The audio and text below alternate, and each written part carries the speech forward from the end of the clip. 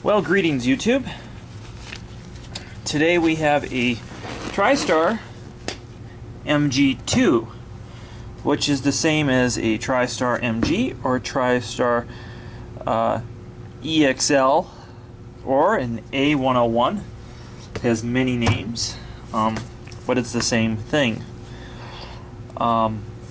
So if you aren't aware, at some point Arius, Electrolux, and TriStar all became one company, and this is the current product that's sold door to door. And you'll notice they adopted these strange wands that are different than Electrolux but very similar styled after. So this one is in here because the dog chewed the cord. They're actually extremely high quality vacuums. A good part of them are made in the US. Kind of behind the times compared to other modern canisters, but it's powder coated this cool crackle color, and it's cast aluminum. Another thing to note is the PN 4/5/6 Electrolux power head we all know and love shares a lot of the same parts, the motor and the brush roller, and I think the circuit breaker as well. But what TriStar did was they put an aluminum top cover, which made it heavy, and sometimes these crack when abused, and they took out the carpet height adjustment. So kind of a strange thing. And they made the brush roller a little bit more aggressive with the W weave on the chevron bristle, but that's a good thing. The metal top is not, makes it bulky, kind of feels heavy compared to the Electrolux version. And there's no light, they took the light out. None of the TriStars had those features. I'm comparing it to an Arius Electrolux. So onto the body of the canister. It's kind of cool is you take the hose off, and there's a little spring-loaded door. I'll shine a flashlight in there so that you guys can see what I'm talking about. There's that door. So that's kind of cool. Here's the same TriStar bags and pre-motor filter that every TriStar uses. What's different is, in some sort of obsessive fashion, it's a nice click, right? That makes, like, there's no reason for that. This is cast aluminum too, this door. So, and then you replace this every 6 months. This is not even quite a HEPA filter, and I'll test this with the particle counter in a minute, and you'll get to see what I'm talking about. And then what's interesting is there's still a blower port on this. So in theory, if you've got a clog, you could blow it out. Other thing about this is it uses a wire reinforced hose,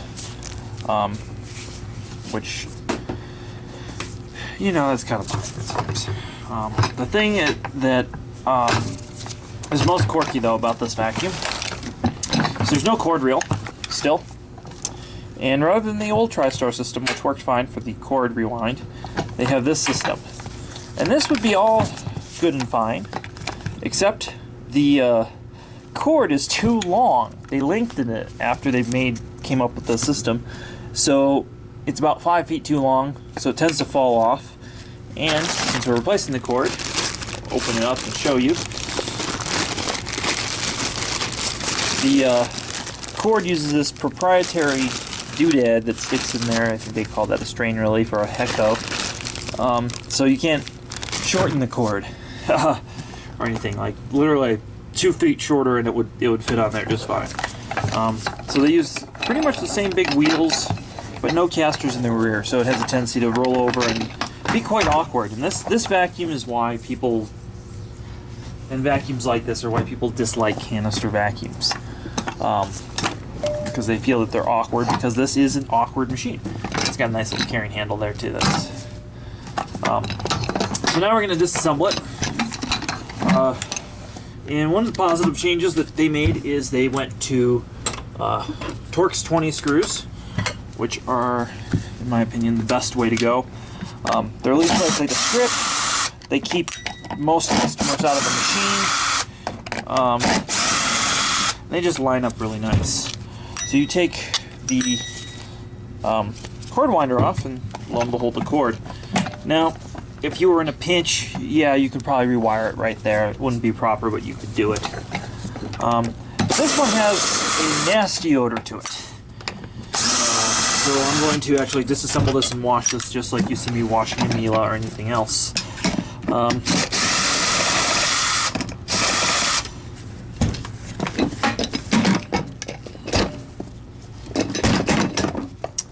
And this is the part where people are going to complain that I am rough on their $2,000 vacuum. Well,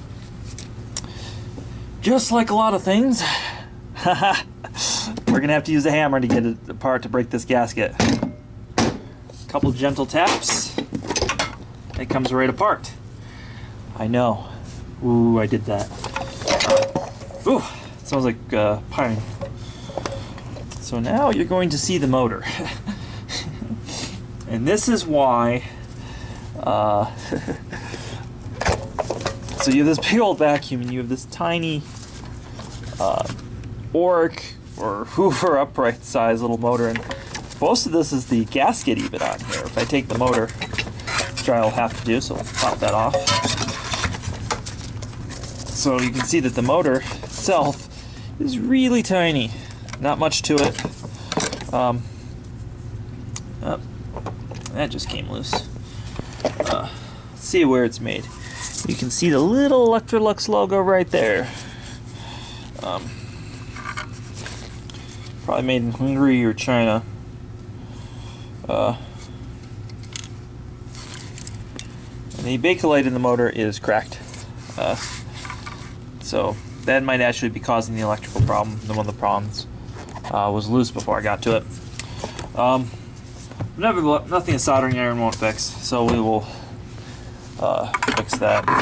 But primarily what we want to do is wash out this heavy aluminum base and get in all the crevices, because it uses that big open bag and dust just builds up everywhere in these. So I guess something that's difficult for people to understand, and you know, some companies like Miele, even Simplicity Recar, on some of their canisters, they put like a quick release plug. So when you take it apart, you just use that to get to everything. You don't have to cut anything. A lot of people, when you start getting into wiring, that becomes a mystery to them, and I'm not really sure why. To me, this is very, very simple how it's wired up, but it is awful complex to a lot of folks. A lot of the new techs, and a lot of people working for our company for a while, just don't feel comfortable cutting wires and stuff.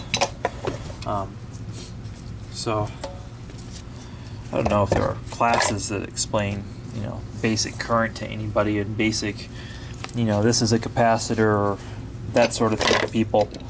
But it would be maybe worth teaching even in public schools, but that's another rant. So we're going to wash this just entirely as it is.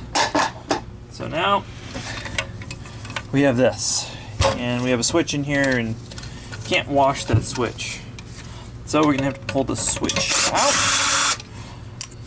And you notice there's not a lot of screws. This thing came apart in 5 screws. So the switch in here, this is kind of a beautiful thing. I can yank it out.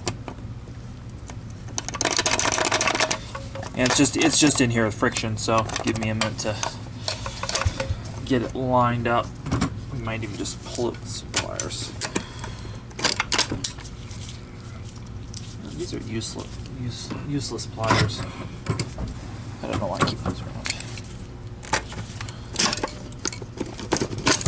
There we go.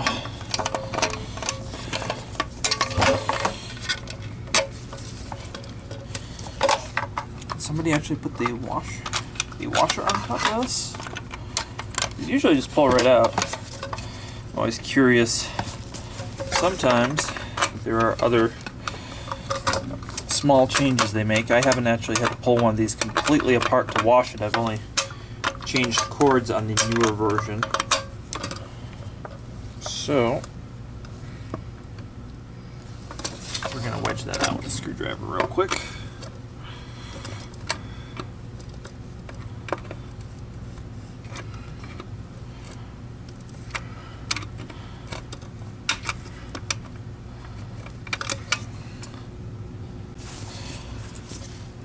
Alright, we got the switch out. And it's worth noting on the newer version, one small difference they made is they put knurls on the switch. It used to be a smooth, kind of classic style switch, and it was just stuck on there. So that's why that was so difficult. But I just yanked it out, pulled it out. They also have this nice rubber piece to keep this from vibrating. So again, these are very, very high quality vacuums.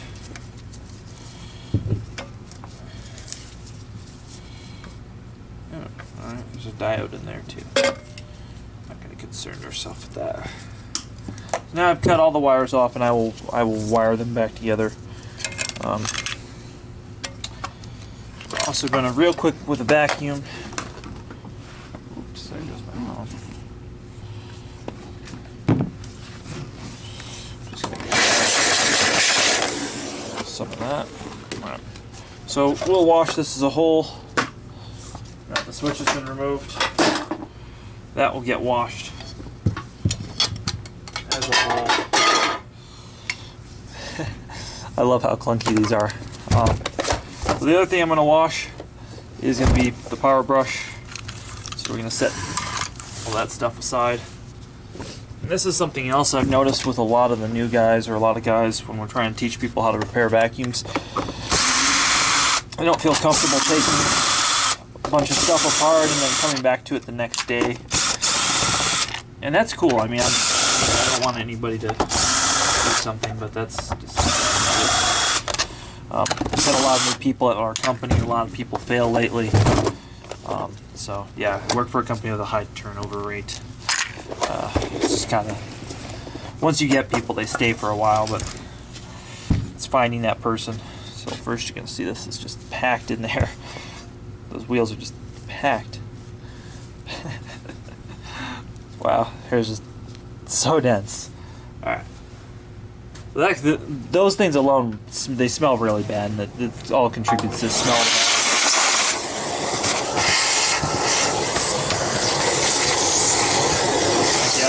Go away from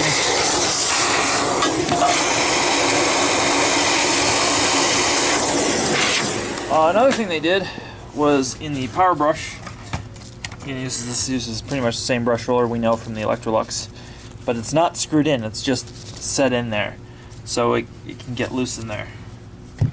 So you see the motor is of that same design right here, same belt. So we're gonna wash this top cover because it is, you just see it is fucking nasty.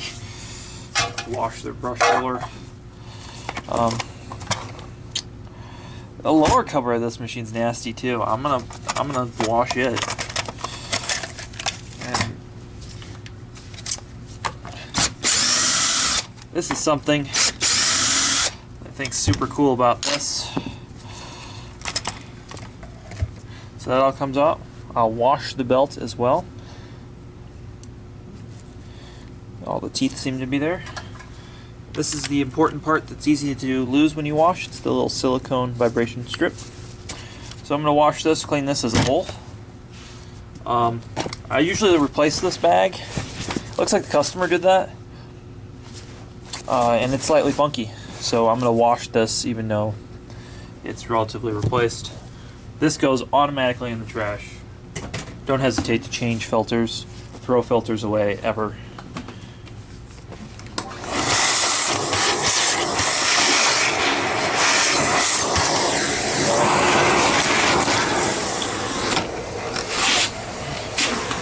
So we're going to do that and wash all that. Again, that will need to be changed.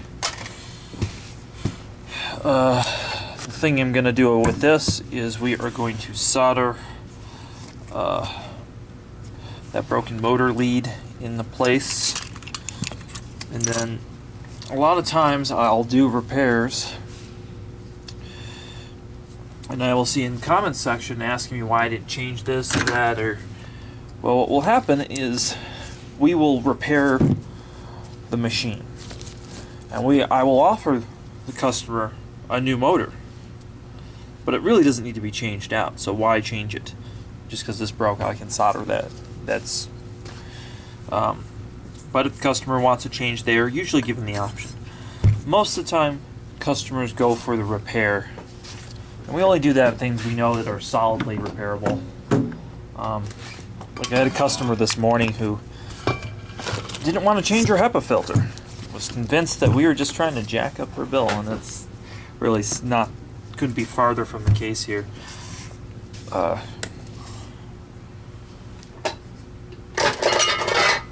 right.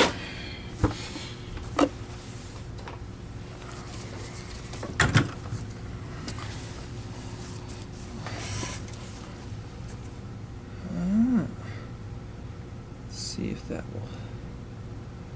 We're going to have to sand. Now, if you've never seen a Hiko soldering iron, it's kind of a cool thing that we have here.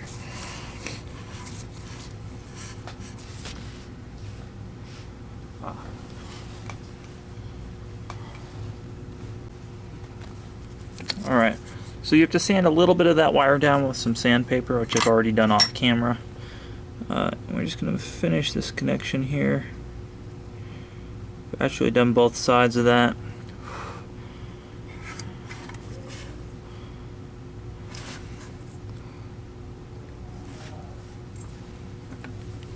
Make sure I get in there.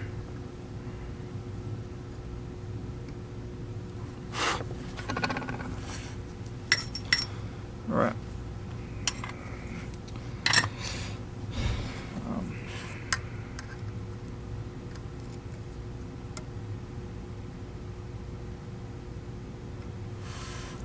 So that is in there. It's not going anywhere. And to ensure that it's not going to go anywhere in the future, so the last thing I want is this to break off in the motor and cause the customer problems. So we're going to put just a tad bit of silicone over those connections that were open. This will also prevent a little bit of oxidation if there was any exposed copper wire, though I hit it with quite a bit of solder in there, so I doubt that's an issue. But I use silicone for a few reasons. One, it doesn't really conduct. I mean, it is a semi-conductant, but it doesn't conduct with what we're doing. But then it can also be removed. If the glue were to vibrate off, it's not going to harm anything. It's also vibration resistant, being kind of a rubbery substance. So that is our motor post repair. Again, not something that I usually have to do, but it was loose when I opened it up. So instead of the post being like that, which is that's what I did. So just a quick little repair. Like I said, just a courtesy, really. Not charging the customer for that.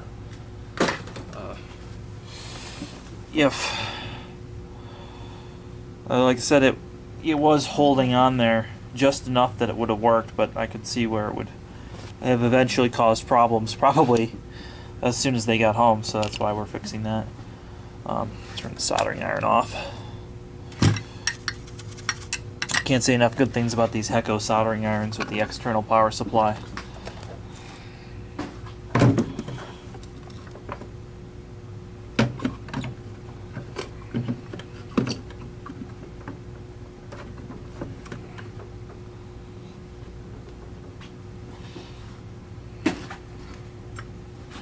So that's what we're going to do with that, and that's just, I'm going to let that sit. That's going to sit for about a half hour or so.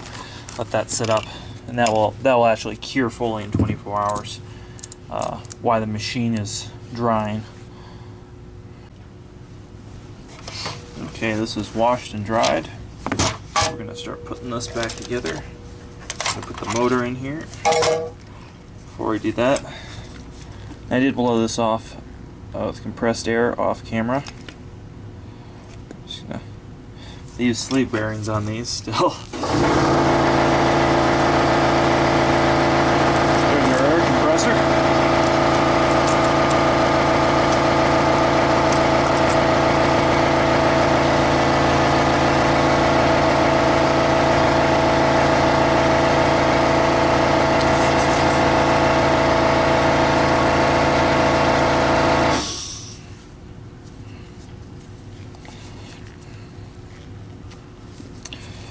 this little piece of silicone, this helps with vibration and keeps it from rattling itself into the, it's not a plastic, it's actually a resin housing on here. Again, why the top cover is not made out of the same material, it's kind of beyond my thinking.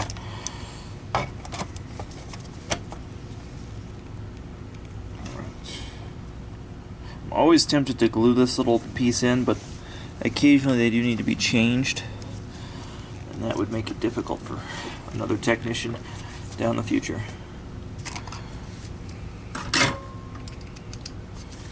Alright. Only thing it's not a T20 on this are these guys. Again, recycled from Electrolux.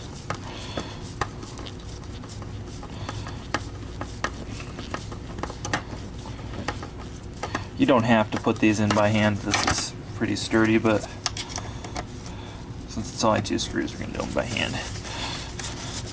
And you don't actually tighten these all the way till you have the brush roller and belt settled. Just a little pro tip there. Again, don't try this at home. Bring this to your professional.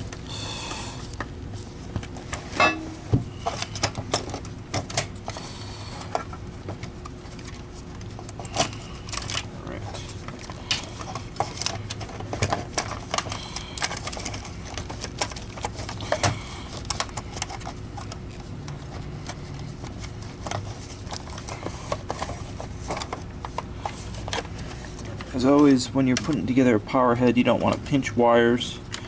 So wherever those wires are supposed to come out is where you want to put them. Which in this case is in this little channel.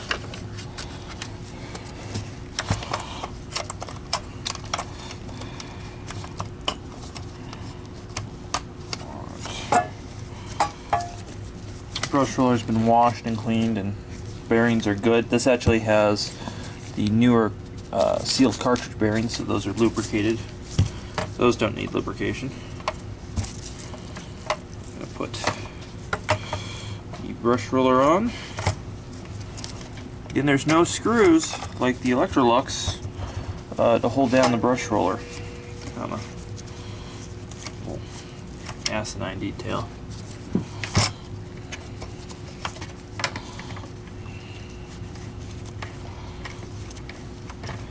Putting some soap on the belt. This quiets it down, acts as kind of a buffer or a belt dressing. Alright.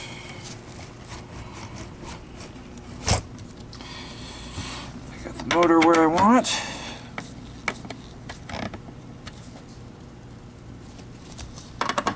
Belt is tensioned now.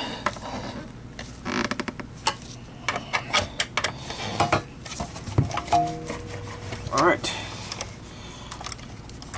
so now that's in.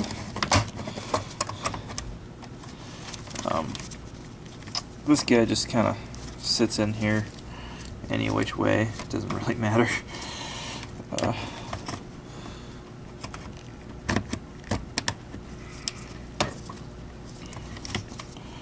Alright, now we're going to put this bumper back on.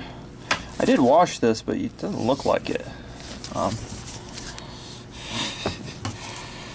So the bumper also holds the brush roller end caps down to prevent vibration. So just kind of. Now there is another part. Again, I did wash this. So it doesn't look like it. It's this. I'm going to call it a gasket. Again, I think it's more for noise vibration than. Apparently I did not wash this very well. Let's just wipe this down.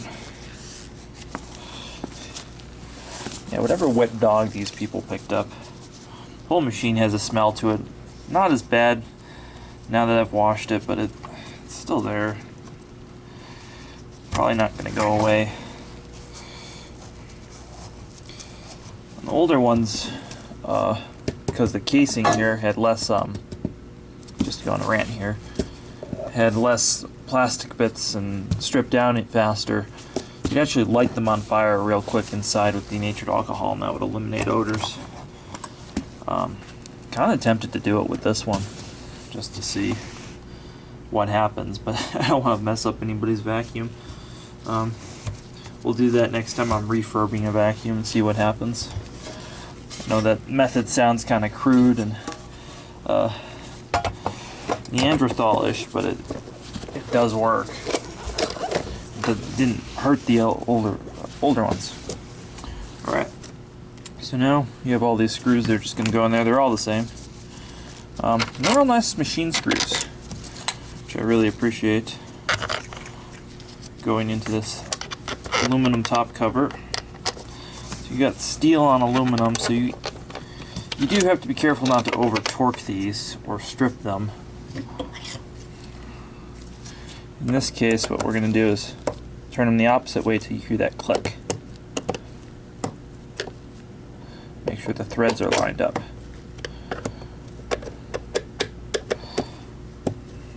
There we go. Also known as hand starting.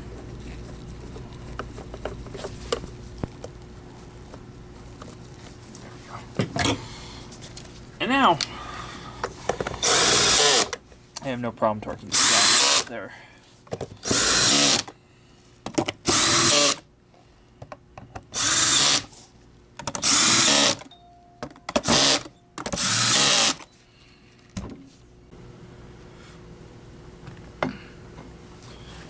Alright. I'm gonna wire this thing up.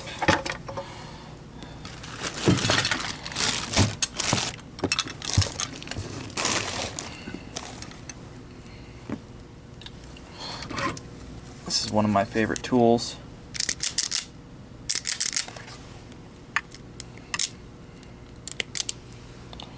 Looks like somebody messed with my set screw while I was gone on vacation. There we go.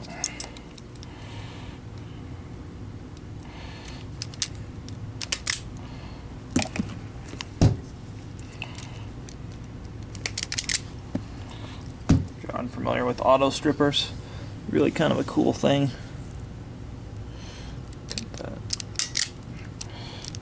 So that goes there, and very cool.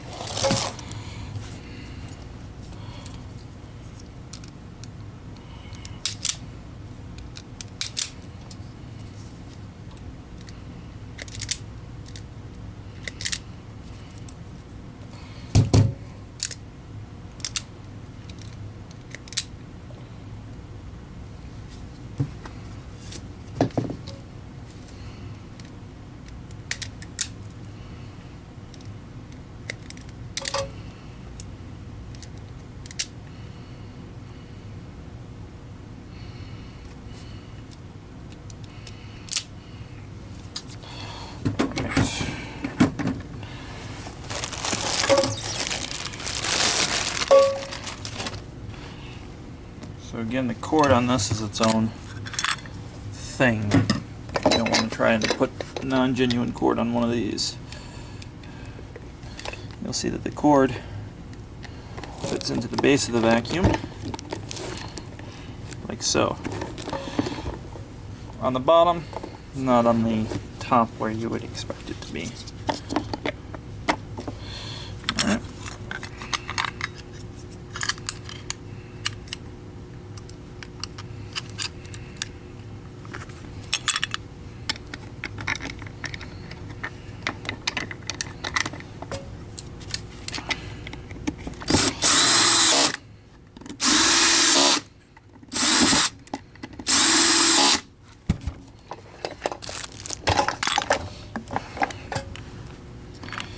Alright.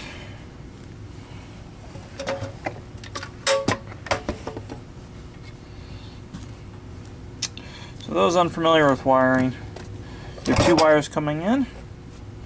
You have two wires that need to go to the motor, and two wires going to the power head motor. So these are actually, on this particular machine, they are nicely color coded.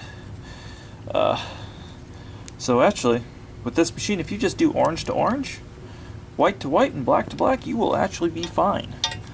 So many machines you have to cross colors for them to work properly. It confuses a lot of folk.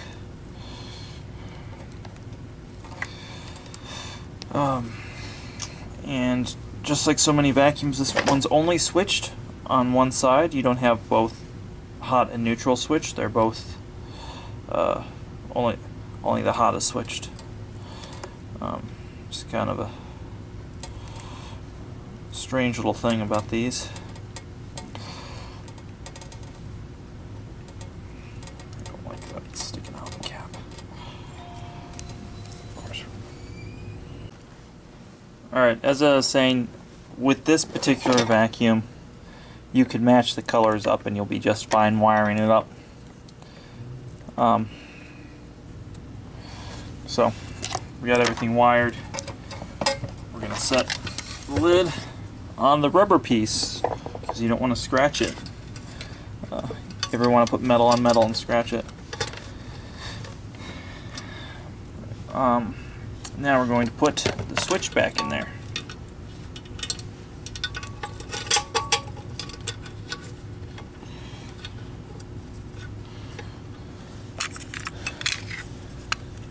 Switch sits in here at this.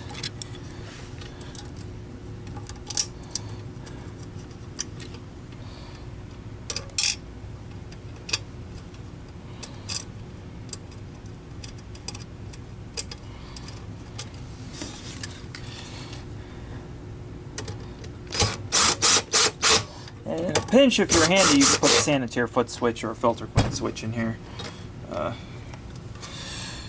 But again, I always try to use OEM parts.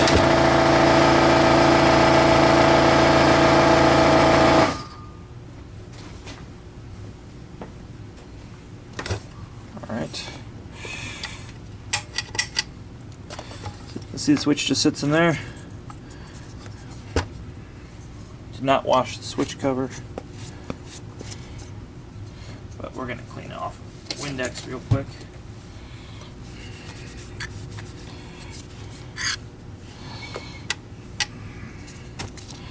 Alright, and that switch, you see it's slanted, so you want to match that cant there.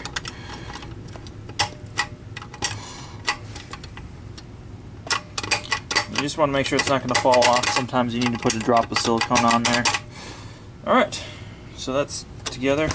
We have pretty much everything wired up. We're going to put the motor in here now. I've got a new filter on here. Like I said, got the nice little motor repair.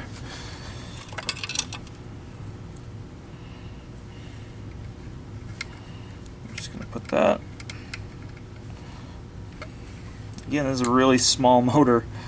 It's a single phase fan.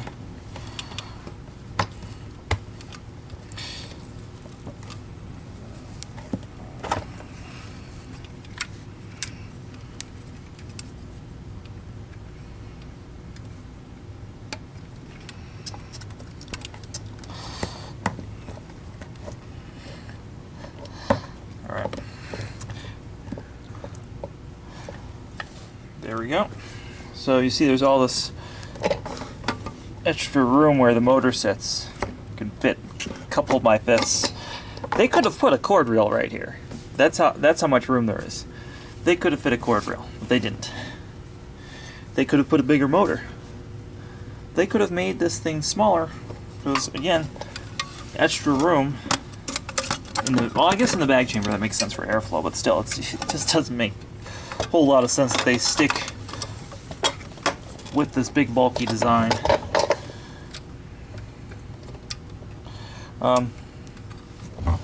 Almost forgot. We're going to put some electrical tape on these wire nuts. I don't trust them in there by themselves.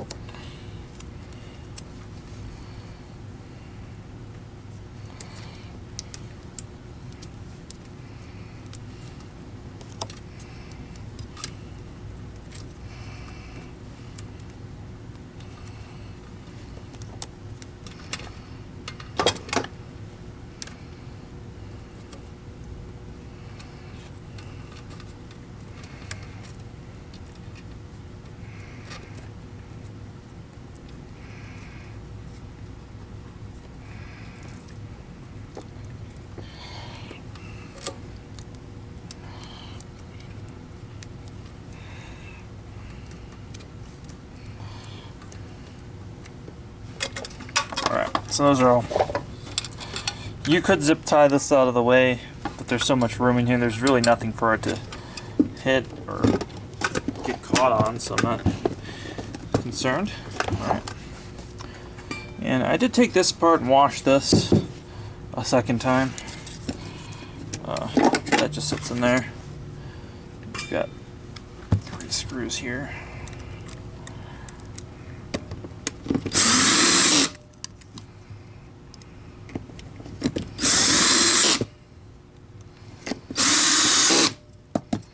And there's no gasket under this, so not all the air goes in here. There is a gasket now under the switch. There wasn't originally. And there's no gasket going in here, so there are places to leak air out of here. I'd say it filters good. It doesn't filter great. If you had severe allergies, I would not recommend this machine.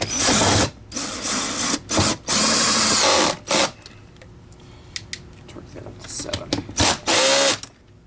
Alright. They did retain just the 3 screws to take everything apart, which is a big positive of this design. Alright, got everything all together. We're going to do one more thing. We're going to put this in here. We're going to get some bags. Oh, I may have thrown them here.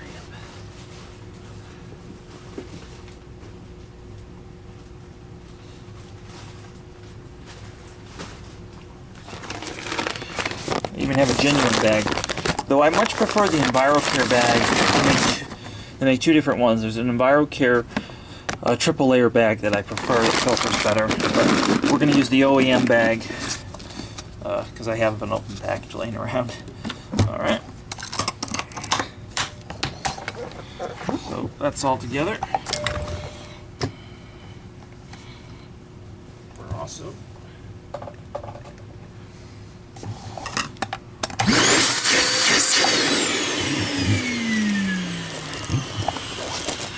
man, it has a funk in that motor.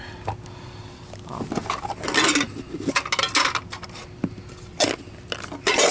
going to put the Kirby scent tab in between the bags. Let's see if that helps. Then these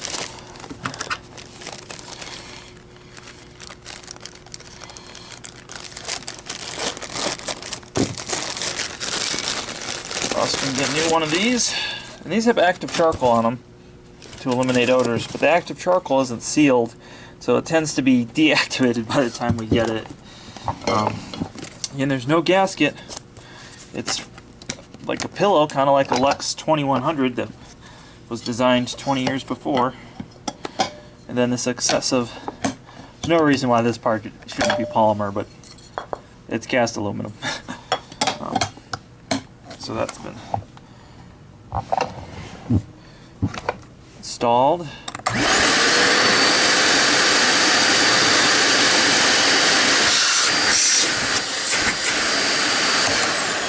So let's test it with the particle counter. So we're going to test it with the particle counter. There's our base reading. We're going to stick it to the exhaust here.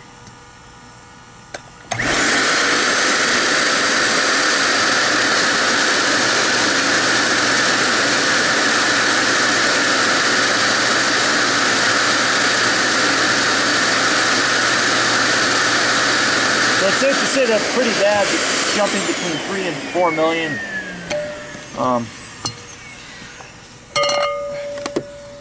Just so that you guys can see that we are testing it right there. Let's see if it's any different. Right there. So right at the source of the motor. Clean bag, new filters all the way around. You can see that this really isn't gonna filter to modern standards at all. Again, this is a vacuum that is you can go and schedule an appointment and somebody will come to your house and sell you this vacuum. Now I am going to clean up the paint marks here in a minute, but more importantly, I want to test it power head attached.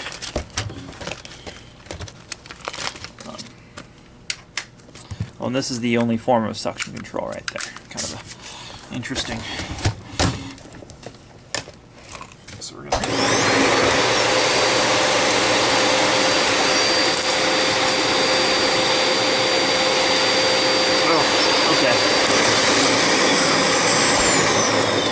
So the reset button is frozen on here, so we're going to open that up real quick.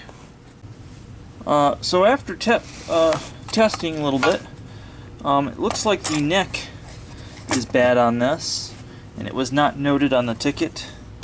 And this thing smelled so bad when I first turned it on that I didn't test the power head separately like I usually would have. I just immediately broke it down and washed it. So this neck will need to be replaced before I go further. And the customer will have to approve that repair. Alright.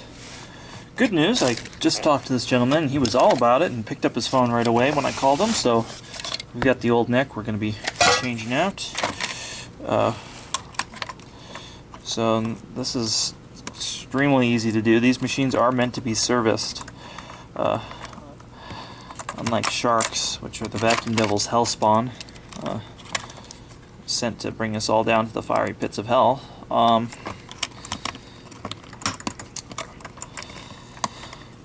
So yeah, that's it. That neck's on there. We're gonna put this gasket back.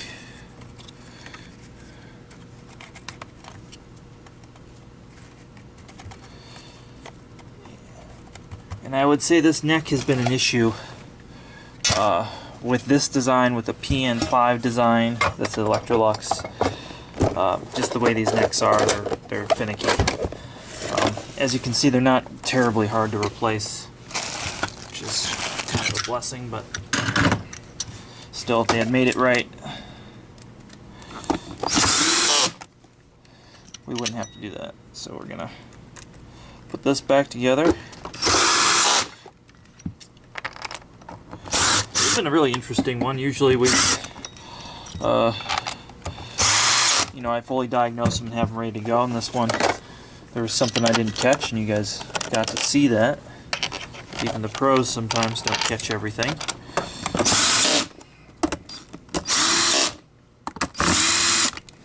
Alright. Now, when I plug everything in,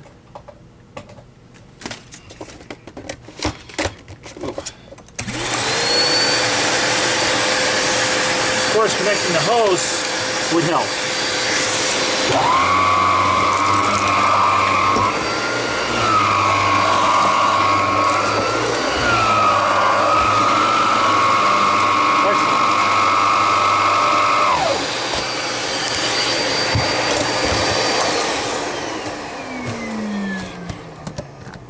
So everything is working properly. So we're going to go ahead and clean this paint off here. This is a bit of an art form and takes a while, so I won't film that since there was this unexpected, but it will get cleaned up and all the paint will get removed. So as always, thanks for watching. Please like, comment, subscribe to my videos.